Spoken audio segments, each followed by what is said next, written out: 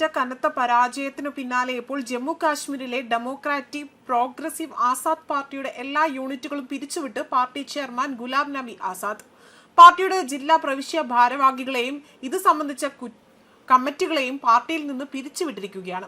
2022 സെപ്റ്റംബറിലായിരുന്നു ഗുലാം നബി ആസാദ് കോൺഗ്രസ് വിട്ടതിനു ശേഷം സ്വന്തമായി ഒരു പാർട്ടി രൂപീകരിക്കുന്നതും. ജമ്മു കാശ്മീരിൽ വലിയ സ്വാധീനം പാർട്ടിക്ക് നേടാൻ കഴിയുമെന്നതായിരുന്നു വിശ്വസിച്ചിരുന്നത്. എന്നാൽ പിന്നീട് പാർട്ടിക്ക് വിചാരിച്ച ഒരു ചലനം സൃഷ്ടിക്കാൻ സാധിച്ചില്ല എന്നത് മാത്രമല്ല, ഒരു സീറ്റ് പോലും കരസ്ഥമാക്കാനും കഴിഞ്ഞില്ല. ഇതെല്ലാം പിന്നീട് പാർട്ടിയുടെ പതനത്തിലേക്ക് നയിക്കുന്ന ഘടകമായി മാറുകയായിരുന്നു. ലോക്സഭാ തിരഞ്ഞെടുപ്പിൽ അവർ 3 സീറ്റുകളിൽ മത്സരിച്ചെങ്കിലും ദയനീയമായ പരാജയമാണ് ഏറ്റുവാങ്ങിയത്.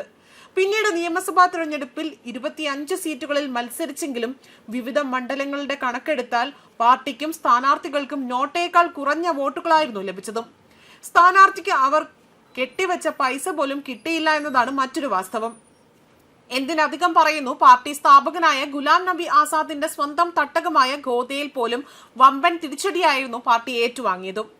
അതേസമയം DPIയുടെ സംസ്ഥാന പ്രവിശ്യ സോണൽ ജില്ലാ ബ്ലോക്ക് തല കമ്മിറ്റികൾ ഉൾപ്പെടെ എല്ലാ പാർട്ടി യൂണിറ്റുകളും മുഖ്യ വക്താവ്, മറ്റ് വക്താക്കൾ എന്നീ സ്ഥാപനങ്ങളും ചെയർമാൻ ഗുലാം നബി ആസാദ് പിരിച്ചുവിട്ടതായി അദ്ദേഹത്തിന്റെ സെക്രട്ടറി ബഷീർ ആരിഫ് പുറത്തിറക്കിയ പ്രസ്താവനയിലാണ് വ്യക്തമാക്കിയിരിക്കുന്നത്.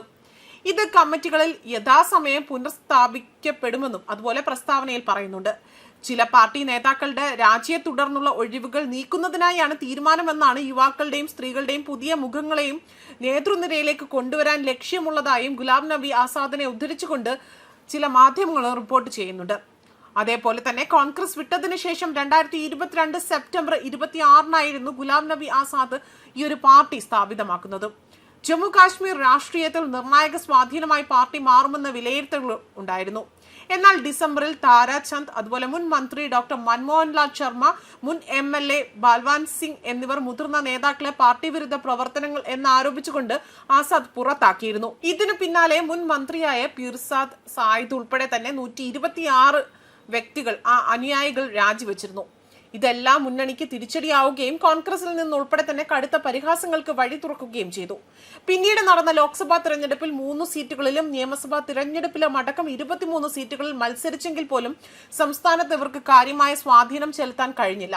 നിയമസഭാ തിരഞ്ഞെടുപ്പിൽ ആസാദിന്റെ പാർട്ടിയുടെ പകുതിയോളം സ്ഥാനാർത്ഥികൾക്കും നോട്ടേക്കാൾ കുറഞ്ഞ വോട്ടുകൾ മാത്രമാണ് നേടാൻ സാധിച്ചതും. ആസാദിന്റെ സ്വന്തം ജില്ലയായ ഗോദയിലെ അവിടെ പോലും അദ്ദേഹത്തിന് ദയനീയ പരാജയം ഏറ്റുവാങ്ങേണ്ടി വന്നു. അതുപോലെ തന്നെ 2014 മുതൽ 2021 വരെ രാജ്യസഭയിൽ പ്രതിപക്ഷ നേതാവായി സേവനം അനുഷ്ഠിച്ച ഒരു ഇന്ത്യൻ രാഷ്ട്രീയക്കാരനാണ് ഗുലാം നബി ആസാദ്. അതുപോലെ തന്നെ 2005 മുതൽ 2008 വരെ അദ്ദേഹം മുൻ ജമ്മു കാശ്മീർ സംസ്ഥാനത്തിന്റെ മുഖ്യമന്ത്രിയായും സേവനം അനുഷ്ഠിച്ചിട്ടുണ്ട്. 2022 September 26 Azad democratic progressive Azad party എന്ന പേരിൽ സ്വന്തം രാഷ്ട്രീയ പാർട്ടി പ്രഖ്യാപിക്കുകയായിരുന്നു. ഡെമോക്രാറ്റിക് പ്രോഗ്രസീവ് ആസാദ് പാർട്ടിയുടെ മുഖ്യ രക്ഷാധികാരിയും സ്ഥാപകനുമാണ് അദ്ദേഹം. ആസാദ് ആരോഗ്യ കുടുംബക്ഷേമ മന്ത്രിയായി സേവനമനുഷ്ഠിച്ചു. 2005 ഒക്ടോബർ 27 വരെ അദ്ദേഹം മൻമോഹൻ സിംഗ് സർക്കാരിന്റെ പാർലമെന്ററി കാര്യ മന്ത്രിയായി സേവനമനുഷ്ഠിച്ചിട്ടുണ്ട്. തുടർന്ന് അദ്ദേഹം ജമ്മു കാശ്മീർ മുഖ്യമന്ത്രിയായി നിയമിതനാവുകയായിരുന്നു. 2022 ഓഗസ്റ്റ് 26 ആസാദ് ഇന്ത്യൻ നാഷണൽ കോൺഗ്രസിൽ നിന്ന് രാജിവെക്കുകയും ദേശീയ തലത്തിലാണ് പാർട്ടി രൂപീകരിക്കുകയും ചെയ്തത്. ന്യൂസ് ഡെസ്ക് കർമ്മ ന്യൂസ്.